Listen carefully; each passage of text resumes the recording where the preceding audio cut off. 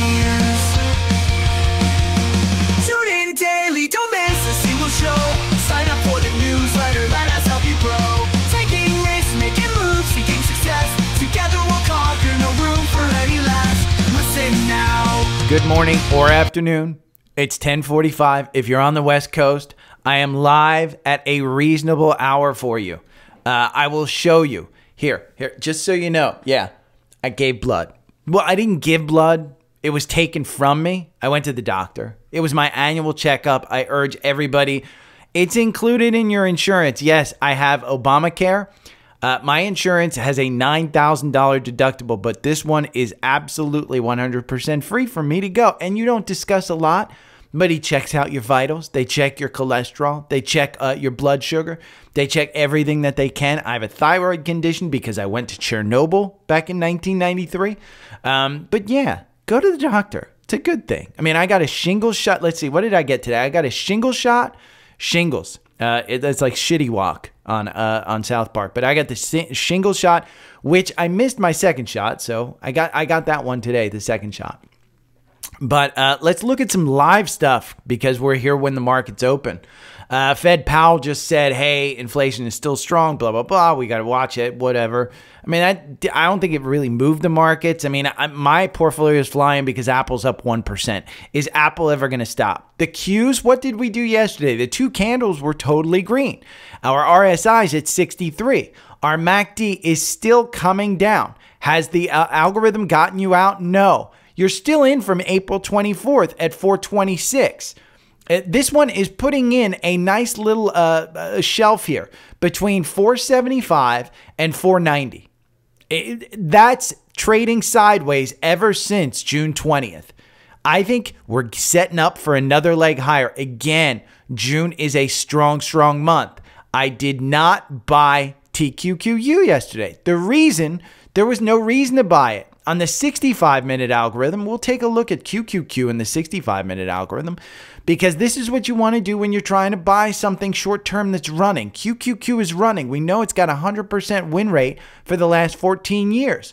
When we take a look at this and we look at TQQQ, you can see it got us in June 27th, but it got us out. Yesterday, July 1st at 12:45 at 481, it got us in.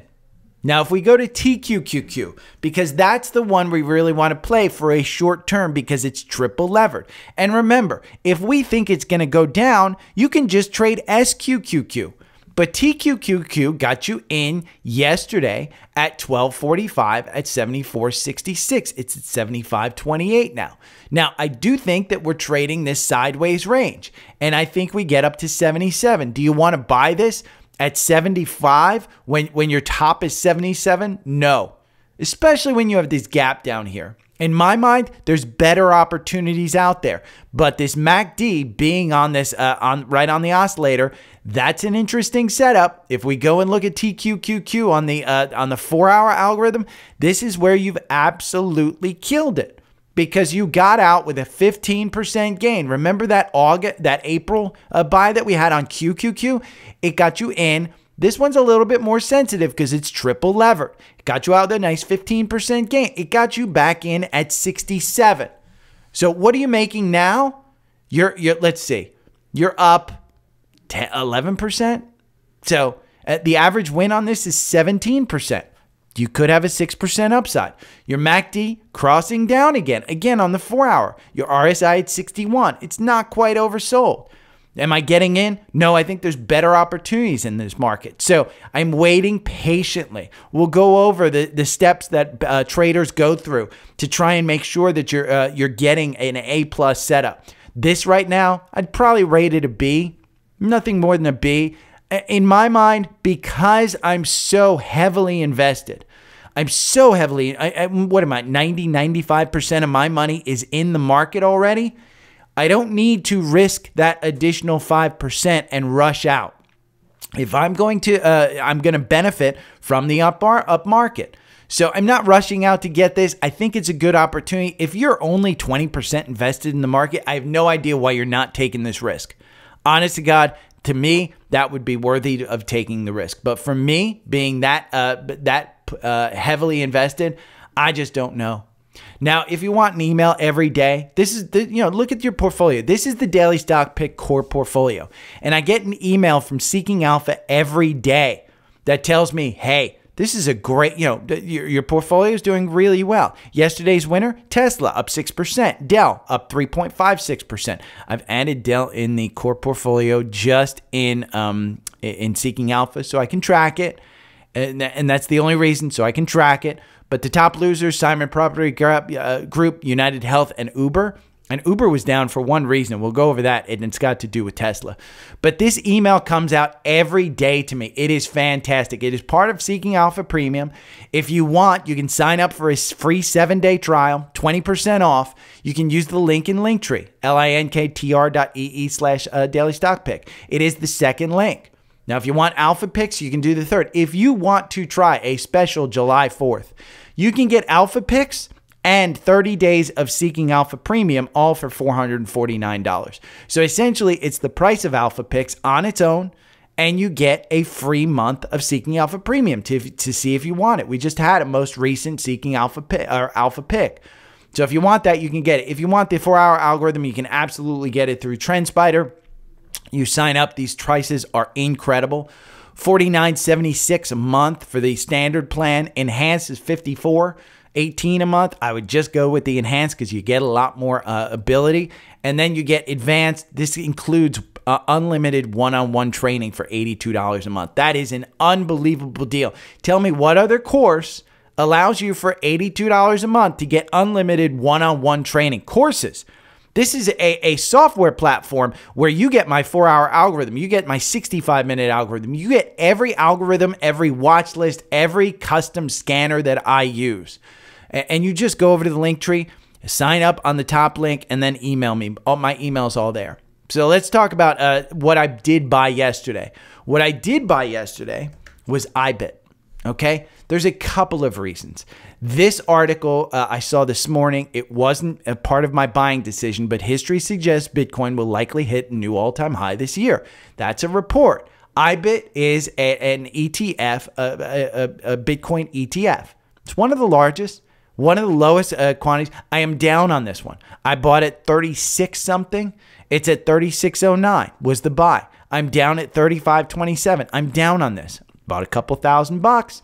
I'll buy more. I'm going to continually add to this. I don't know that this is going to be a huge win, but I do see that 42 is a pretty good double top, and it's the top range here. And now I don't have a lot of, this has only been around for 22 months, but we've only had an actual Bitcoin ETF since January, and that's when it was trading at 23. So it went through that rise up. It's trading sideways. I think we'll get another leg up. I bought some yesterday. I didn't buy a ton, but I bought enough to make it interesting and to dollar cost average my way in. Again, don't follow me, but it's just an interesting thing because the 4-hour algorithm told me to get in. Now, if you look at the 4-hour algorithm, it doesn't perform on this, but we only go back 22 months, and we only have 6 months of actual Bitcoin, spot Bitcoin. The rest of this was just Bitcoin kind of junk. So, understand what you're buying, but that one's an interesting one. Tesla's up 10%, 9%. It was the big winner yesterday in the portfolio as well. Tesla rallies after its Q2 deliveries tally tops the beatdown. Now, why was it up yesterday? There was no news on it yesterday. Nothing leaked about the deliveries. Nothing came out. You know what it was? Elon Musk followed Travis Kalanick, the founder of Uber, on X. The stock of Tesla soared. The stock of Uber declined. I have no idea what it means. Nobody said anything about it. Elon hasn't mentioned it. He just followed him. And somebody noticed that. And immediately, then the stock of Tesla went up. And Robotaxi, remember, it's August 8th. Does Travis have something that he's going to add to it? If you want, Super Pumped, I think, is the series from Showtime. It is fantastic. It shows you the Uber rise and how just shady as F Travis is. But, he's a good businessman. He understands business. I would say here on Tesla, I would say your resistance is 250. Now, am I going out and buying this? No. The reason is because your average win on the algorithm is 18%. And here, the algorithm got you in at 183. What are you looking at right now? A 25% gain. I would expect some type of reversion here. And I think you're using 200 as a resistance, as a support level. Old resistance turns to new support. This is not trading on any valuation whatsoever. This one you have to trade on just the chart. And again, the all-time high, 414. Are we going back there? I don't know. The 50-day just crossed. This is a weekly. The 50-day just crossed under. I pointed out, hey, these arrows, that was when the stock was low. That's when it hit that 139 and it bounced right up. I said this one might trade sideways between 170 and 190. It ripped past the 200 point. I own this through XLY. This is part of the reason, because I don't know where this one's going to go, but I do think that 250 is a pretty good resistance level. If it rips past that, I think you're looking at 300. We have a lot of catalysts in this name. So just understand that. Now, one that I almost got out of yesterday was Costco. And that's because the algorithm said to sell. And you can see the alert here. I was sitting on my couch and I got the alert that, hey, take your 17% profit and be happy. We might see something lower. Does it time the top? No. But it says, hey, you might see something lower. So you might ask, why didn't I sell it?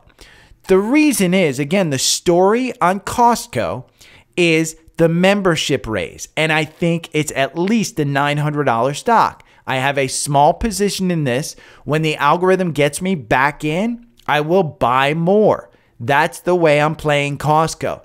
I have to look at it because Costco is an incredibly expensive stock. Incredibly expensive. If we go over here and we look at Costco in the Seeking Alpha Quant, it is a hold. And the reason is the valuation and the growth. The valuation, look at the PE, 53. When you go and you look at the growth, year over year, their revenue growth is 7%. That's not bad. The sector's growing at 2.63. When you go and look at the valuation, let's put PE and growth together and do the PEG ratio. You're 174% above it. Why are you paying 50 times future earnings when you can get something like Walmart? And it's similar at 29 forward earnings. Again, you've got to pick which ones you want. Now, the Wall Street analysts have Walmart at 72. That's their price target, 6% upside. If we go and look at the Wall Street analysts for Costco, their price target is 844. That's a 1.7% downside. So again, I'm looking at this one as valuation. If there's a membership raise, that average price target gets raised. The actual valuation gets raised. Everything goes up. So that's why I didn't sell Costco. This is, you want to add to your winners.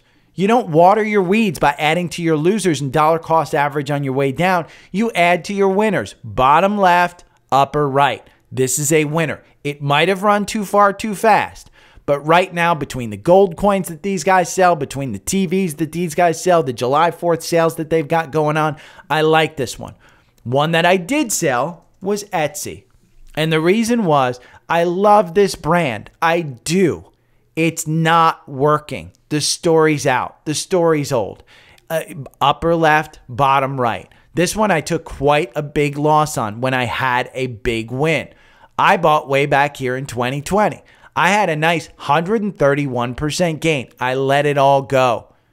So I bought somewhere in the neighborhood of 138. I'm selling at $58. Again, you have to understand. I make mistakes just like every other person makes mistakes. You don't want to follow me for this reason. I give you good guidance. Do as I say, not as I do. So I got those two. Another one that I sold, QCLN. I said I'm out of this one. Now, QCLN is up like 2% today.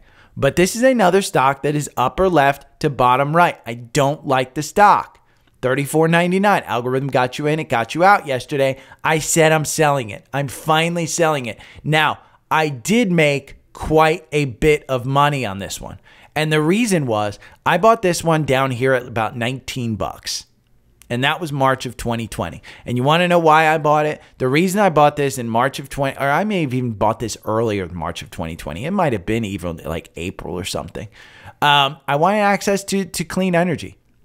Now, it hasn't turned out well because I had this all the way up at 86 and I'm selling for half that price. I'm still making money, but it was just one that I thought was going to turn around. The story just never took hold. I'm taking that money and I'm putting both these stocks into NVIDIA, SMCI, Dell, HPQ, whatever. It's going into AI. It's going into AI. That's where I'm taking those. I'm taking my loss from Etsy and I'm taking my big gain from QCLN and I'm putting it in there. Now, all of these stocks, this is important to look at. All these stocks hit 52-week highs yesterday. That was Eli Lilly, JP Morgan, Bank of America, AT&T, Arista, ANET, Discovery Financial, Endeavor, Evercore. There's a ton of them. Sprouts, which is an alpha pick, but I'm not supposed to say that. But again, these are stocks that hit a 52-week high. That's always good to look at. What's even better are the stocks that make 52-week lows. We have Nike coming up as a question. I'm going to go over this one. There is no reason to buy into this one. Walgreens, I hate it. BioNTech, I hate it. Las Vegas Sands, they're doing some renovations. You don't need that while they're doing renovations. Yum China, don't like any of these. SolarEdge, Teladoc, don't like any of these stocks. But is it an opportunity to make money? I'd rather invest in the ones that hit 52-week lows than the ones that 52-week highs because I think the upside on a good story is going to come back, but you have to make sure that the story's there. One that I got a message about off of, I think it was CNBC, is Atlassian. This is Team, T-E-A-M. Shares advanced nearly 2% following an upgrade to overweight from Piper Sandler. Rob Owens. Owens added the stock's current price is an attractive entry point for investors. So this is from analyst Piper Sandler. Look at that. I mean, again, 158 and you're looking at 180 and the 200-day still moving negative. You have a gap up here to 198, almost 200. Then you have a gap above. That 50-day is just starting to turn. I don't think that's a bad one to get into. We can look at Team over here. If we look at Wall Street, what's the average price target? The average price target is through 239. That's a 32% upgrade. Now, Quant has it as a strong buy. Why is it a strong buy? Well, the valuation's only a C+. The PE, crazy. But the PEG, forward. This includes the PE and the growth, is a 1. Sector median, and this is information technology application software. Software is starting to turn around. We talked about Snowflake yesterday. Team might be one that could be a good trade. Look at the weekly because you're looking at, again, 239, you're looking at resistance at about 240 or 250. If this one can bounce up. Now, I would argue that this one is bottom left to upper right until it can prove wrong. So once you're making lower lows, which means that you're down below 130, that would mean that this one's lower lows. But this one looks like an interesting one. So interesting to look at, interesting to talk about. I'll put it in the newsletter. 4 tactical buys within the industrial sector. I won't, the Uber, XPO, RSG, which is Republic Services, Knife River Corporation. This is from Oppenheimer. It's interesting. Take a look at the charts if you want. Nano nuclear, cyberpunk. Somebody emails me named Cyber. I forget the entire email address. This is the dude who's killing it. NNE. Now this article came up and I kind of went over this in social and I said, you're crazy. It doesn't make any money. It's an IPO. I don't want to be in this one. This one has been super volatile. Super volatile. Here on the 4-hour, it's got you in at $10. And that was June 17th. I think he emailed me here on June 28th and it was at, $15. It's now at 27. Yesterday, it got to 32. So this one is a high flyer. I thought this was interesting because it talks about unveils recycling partnership with Curio. Shares extend the rally.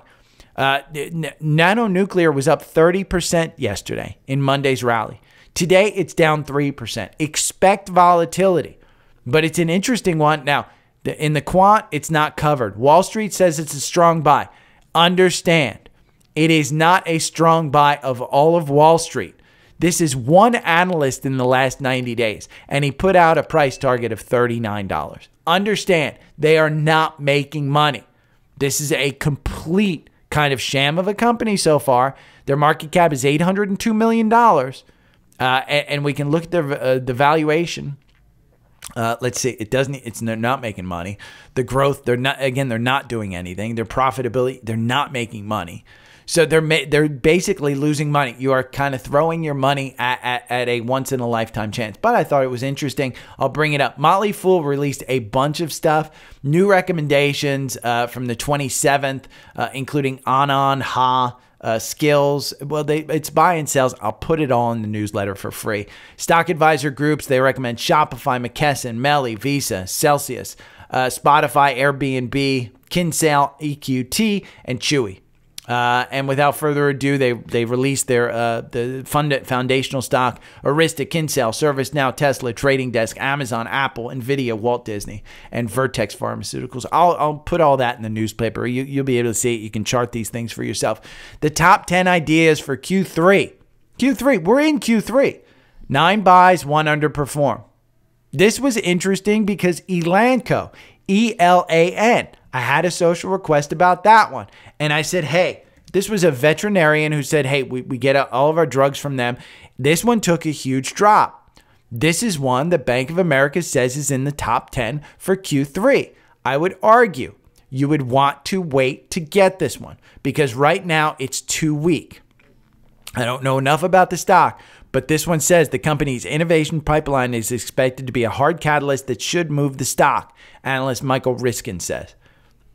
General Electric, great company. Global Payments, great company. Goldman Sachs, great company. Palantir, core portfolio. Goldman Sachs and Palantir are both in the core portfolio. Spotify, you may be listening to me on Spotify. This has been a great stock. Union Pacific, it had its pullback. Vertiv, I own Vertiv. The one they say sell is CarMax. The sourcing environment for used cars is still challenging. Carvana is a perfect example. Carvana, I don't know how they're paying me for my car, what they paid for me. I don't know how they're getting the value of those cars. They charge you a premium for putting a freaking coin in a big vending machine. That's it. Now, one that I want to point out, Baltic Dry Index jumps to nearly 2-month high as capsize spot rates spike. Zim. This is one of the stocks in this story is Zim. And I know I get a lot of questions about Zim. This was a pandemic favorite because they kept paying a huge dividend, just special dividend upon special dividend upon special dividend. The yield right now going forward is 4%. The growth, a D. But what I want to point out is that Zim, very quietly, over like a couple of months, has doubled. It's doubled. This has been a crazy stock. Algorithm got you in at 10. Okay? It got you out with an 88% gain. Now, Algorithm here got you in at 20. You're at 22. You're at a 10% gain. It's got confirmation. MACD's crossed up. RSI a little bit high, but I wanted to point it out because it's one to keep an eye on. Now, it's ranked number 10 from the marine transportation sector. Euroseas is the number 1. Kirby. You can go by market cap. Again, you look at the biggest market cap and you look at these. I'd look at this KEX, K-E-X. They have a $7 billion market cap. This one is a strong buy in the quant. They like it. You know, growth A, valuation C. This one might be one that's worth it. Look, it's bottom left, upper right. So again, that's how you use these tools to find it. Now, Seeking Alpha subscribers, we're all polled. We all voted. NVIDIA was the clear winner. NVIDIA, 31% of the Wall Street breakfast poll believes NVIDIA will be the best top performing stock in the second half. The second half. Again, you've got Microsoft, you got Apple, you got Amazon, you got Google, and you got SMCI. 3% said SMCI. But again, NVIDIA is a stock that I think is set to explode. I think their next earnings are going to kill it again. I am going to add to this stock. I've said it before in my paid newsletter. I've said it on this one. It is 100% a stock that you want to add to. And if we go and look at the chart, and I've said this before, it is holding on to that 120 as its support level. It's trading sideways. Now, 122.80 is where I put the support level, but you're clearly seeing it just pull up and pull down. You want to add it between 115 and 122. Just add to it. Again, it's setting up that nice sideways move. Are you coming down to 50? I don't think so, but I've been wrong before. Look at me with QCLN and Etsy. You know, I held on to those. But again, I think there's a large part of the market that believes that NVIDIA, they're not going to pull it back to 50. unless they miss it. Now, Eli Lilly, we're in a GLP-1 market. These are down 2% because Biden urges lower drug prices.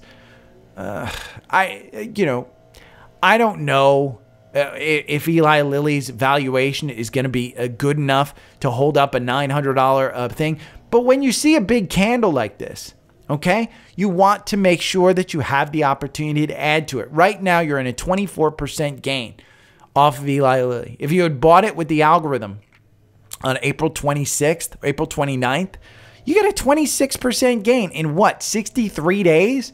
That is unbelievable.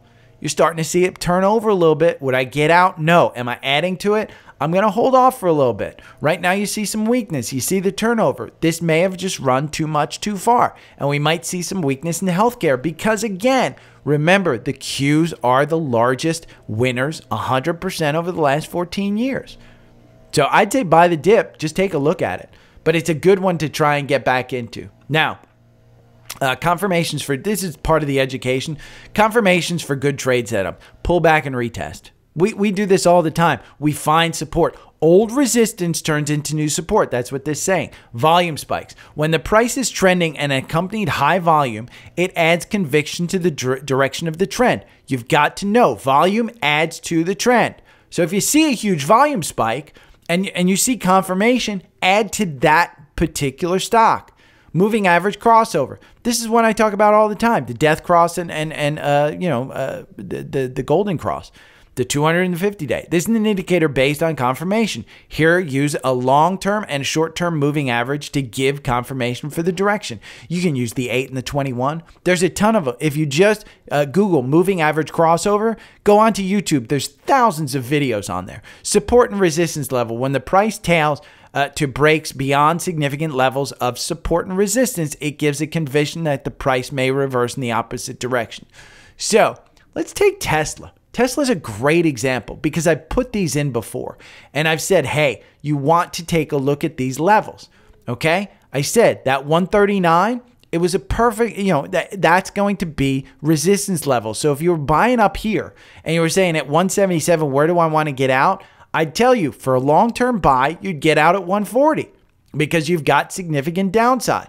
And where do you want to get out on the high side? I would have said 200. You're right in the middle. Great buy. Fantastic buy. We've ripped right through there. So this old resistance becomes new support. And why did I think it was resistance? Look at that.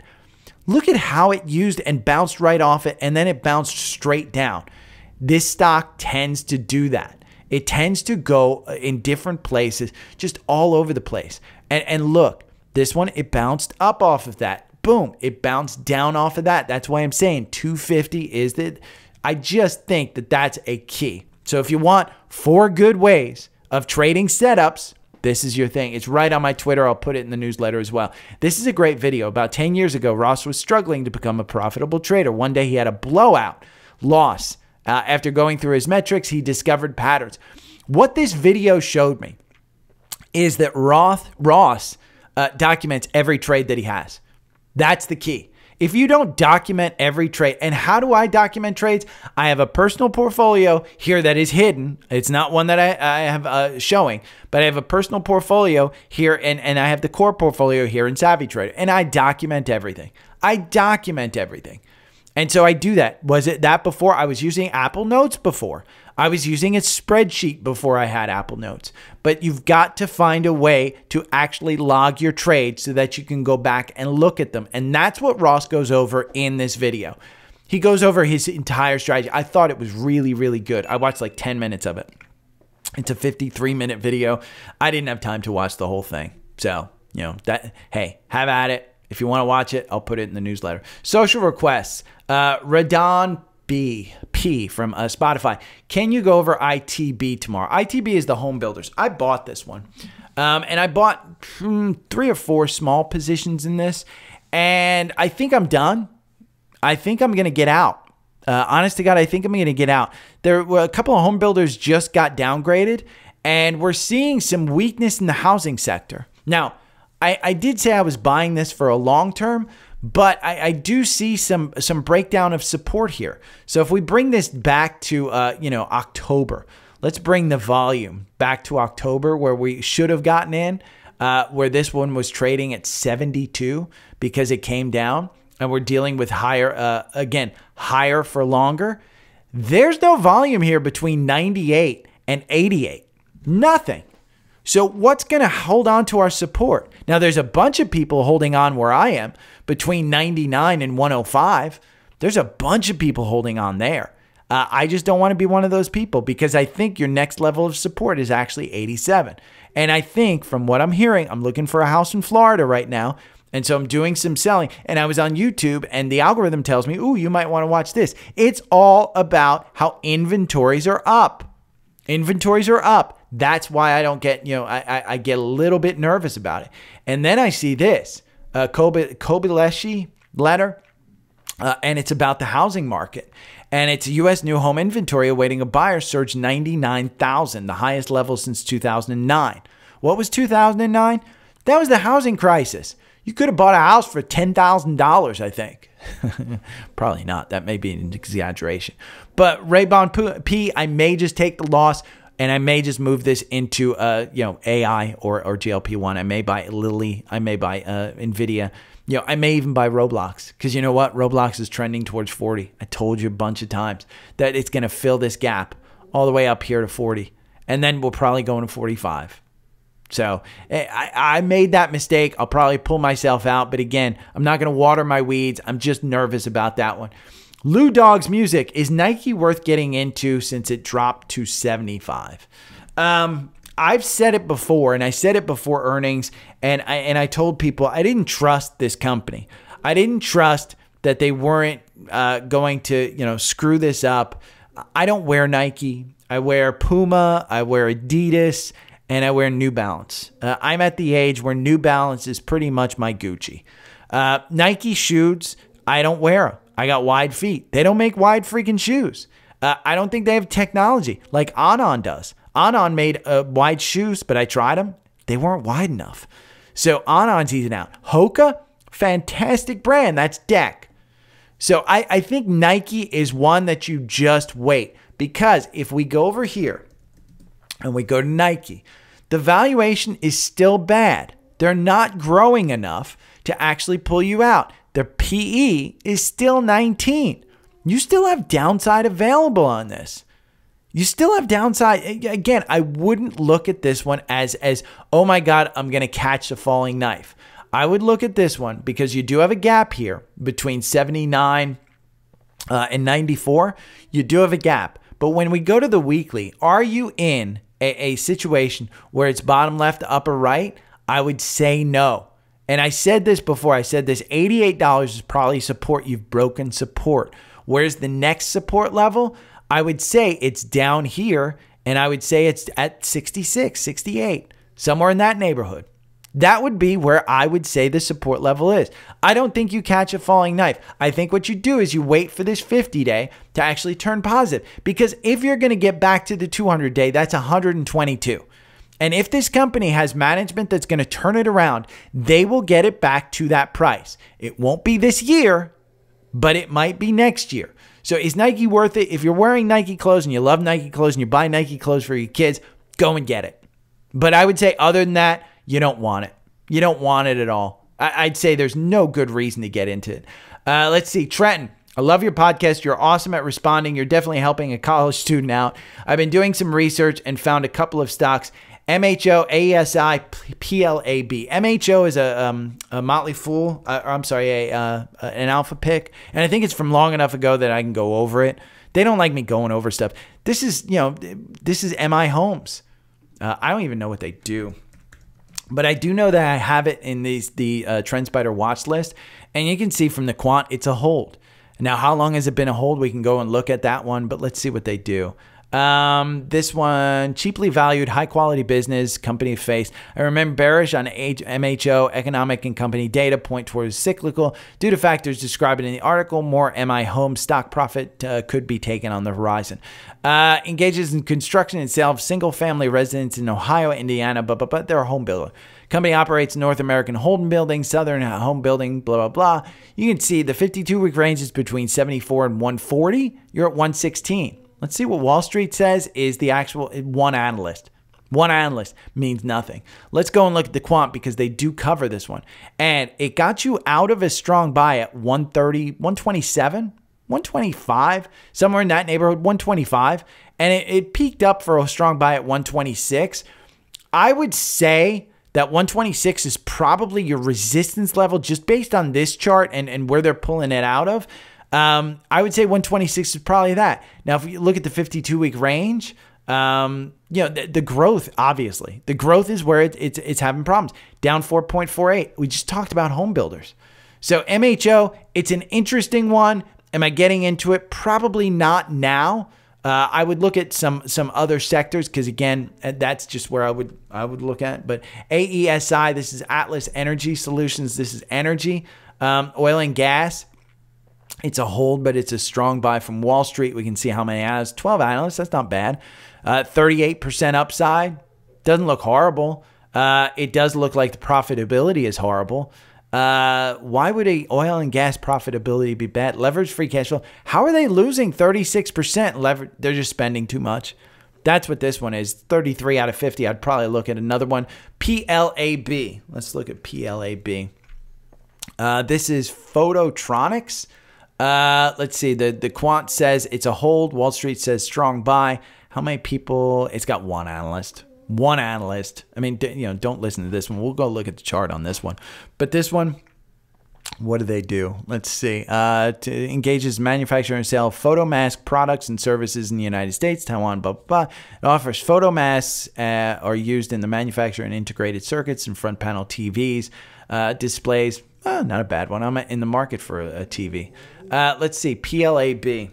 But again, I don't think that this wouldn't be one that I'm looking at. And the reason is the market cap is 1.55 billion. That's a small cap company. I'm not looking at 1.55 billion. I mean, for me, you look at the growth, you look at the revisions. It's not one I would typically look at. The algorithm, the 4-hour algorithm, it loses you 9%. You make 23% buying and holding. Probably just better off kind of, playing your own game on this one. The algorithm doesn't work.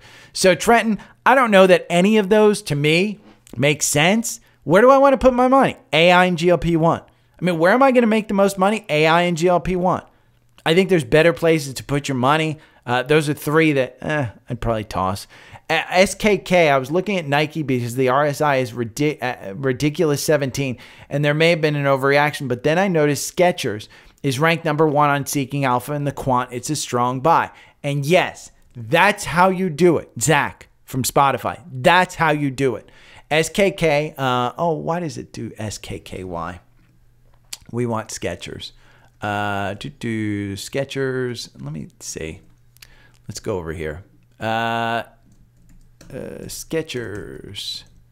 Do they have a symbol? No, we're just going to look up Nike. We'll go to Nikes and then we'll go to 8 out of 10 in footwear. I thought Deck was number 1 on the Seeking Alpha, but we can look at it. It's SKX. Oh, and he did put SKX. Here you go. Let's look at the valuation C, growth B+. I mean, this isn't a bad one at all. You got, revisions A-, and you got a nice little pullback here, 69, 65. We can look at the ratings on this one. We can go and we can look at Wall Street. There's 16 analysts that cover it, and you've got a 17% upside. Historically, you've seen it pull back, and it's kind of come back up. Now, the only one that I would worry about, the only thing is, are we looking at a weak consumer? If we're looking at a weak consumer, then anything like this is going to be hard. And where you're dealing with all-time highs here, algorithm got you out with a 23% gain. Algorithm makes you 25%, you buy and hold, and you make 75%. I'd be worried this gap right here between 65 and 59. And the reason is, that's the most recent earnings. You have earnings coming up in July 25th. I don't think that's a bad one to actually look at buying. It is a crazy oversold. It's at 25 on the RSI. But I would argue, Zach, do not buy the falling knife and try and time it. And the reason I wouldn't try and time it, it doesn't have confirmation. You have continued weakness. Today you're down 1%. Where would I look for some type of support? If it bounces off of this gap, if it enters the gap I wouldn't buy it until it started to exit the gap. So say you go to 63, okay? And then you say, well, it's got to fill that gap. But say it starts to climb and you gain confirmation over that 9-day and all of a sudden you're at 66, buy it. Just buy it because you're probably going back up to 72. Now, that's saying a lot because you've got July 25th. What are we? 22 days away?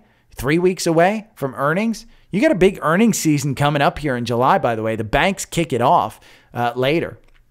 But you've got some pretty good earnings coming up. So let's take a look at some of the cross-ups. We've got Goldman Sachs on the scans. Goldman Sachs, great company. You're trading sideways. Algorithm gets you in at 462. You're at 461. Do you get in? I don't think that's a bad one. Look, the MACD reset itself. The RSI coming down. You have earnings coming up next week, July 12th. Or maybe in 2 weeks. I don't know. Maybe, yeah, 2 weeks. July 12th. Goldman Sachs is reporting on July 12th. That's going to be a killer report. Bank of America, we're at all-time highs. 52-week highs. 52-week highs. It gets you in at 39. Anything under 40, I think, on this stock, I think you're good. I think they'll say something about having to, the low bond rates, but they're fine. They're fine. Again, I think you're better off at 35 on this one. But I think if you want to buy and hold for long term, I think that's a perfectly fine one to buy. Dell, we have another buy in Dell. It's a cross up. Again, we're trading sideways. I've said it before. Anything between 132 and 143, you buy. It's just trading sideways. That is setting up. We have had so many insider buys. Let's go to FinViz because what I want to show you is how many insider sales that we've had on Dell and why it's Michael Dell has sold billions of dollars of this stock and it has just been under pressure. Okay, this is all from June and that's billions of dollars. I mean, we're talking hundreds of millions of dollars per sale. And you're looking at this, and that's just since June. June 20th, STLTA, which is a director, general practice, an LLC, they sold what? 163 million, 163 million, then 37, 37, 41, 41, and then 61 and 61. They're selling a bunch. The president sold $24 million. This STLA, they sold $20 million here. Chief Executive Officer Michael Dell sold $469 million and $379 million. And again, you look at the stock price. Where has it gone since then? This is May 29th they reported earnings. It hasn't moved down. This is coiling up for another move up. And I would argue if you go and you look at this in Seeking Alpha, it's still a good stock. I think it's a hold in the quant. Yeah, it's a hold in the quant, and it's the valuation. Now, understand the valuation's not bad. It's the growth. It's these margins. It's down 7%. The revenue growth is down 7%. And when you look at the profitability, it's the margin, 23%. The sector's running at 49%. And they're scared because they think the server business is going to take down these margins even further because there's not a lot of margins on a server. And that's where SMCI is getting hammered. That's where Dell's getting hammered. That's where HPQ is actually going up because they're actually selling more in order to boost their revenues. So again, you look at these and these are interesting. Apple has another buy. I mean, this is just a buy within a buy. It's not like Apple got you out. Apple's, keeping you in here at the 169. We just got another leg. My algorithm, say it all the time. It's based on the MACD. And what did we get? We got a MACD cross up. It's based on the MACD. The RSI is at 65. Am I adding here? Probably not. I think 220 is your resistance level. That's the previous high. We're double topping it. If you see a big sell off, that's double top. Okay? Because this high on this candle is 220.20. And you're at 219.47. Where'd you get to on this candle? 220.33. 13 cents off from that double top. So we have to hold that in order to do it. We had a bunch of QCLN. I told you I sold out of that one. That one had a cross up. We're looking at leveraged ETF AMDS, which is the short of AMD. All of these levered ETF BABX. Got across. We're looking at opportunities to buy and sell here. Now, there are two sectors that tell you that they're going into bullish mode. XLF. XLF is one where it got you out with slight loss. We're trading sideways. XLF at 41. Where are you looking to go to? I would say that this up here at 42.50 is probably your top. But you're using that 200 day, and the 200 day is still moving positive.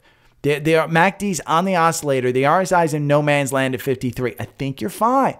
Again, you're not playing a sector for a huge move, but you can go over to Seeking Alpha and see what's in the sector and maybe find some stocks that you want to invest in. XLY. This is Tesla. 40 to 50% of this entire ETF is Tesla and Amazon. If you don't think those two have been killing it, look at this move, and we're getting ready for another move higher. 175 to 185. And let's see, your average win in XLY, which by the way, pays to trade. Your average win is 7.48. We're up about 5-6%, depending on where you're trading at. Looks like, I'm not going to grab it. But yeah, 5-6%. Now, here's the way the algorithm works. If you listen to this, you're making 53%. If you just buy and hold like me, you're making 25%. Now, I trim this every now and then. If I need more money to get into something, I'm heavily into XOY, so I'll trim it and I'll put the money elsewhere. I've got plenty of cash right now. I'm not trimming it. I'm not looking to get out. It just gave us another bullish signal. So anything that you want, you can get on the link tree.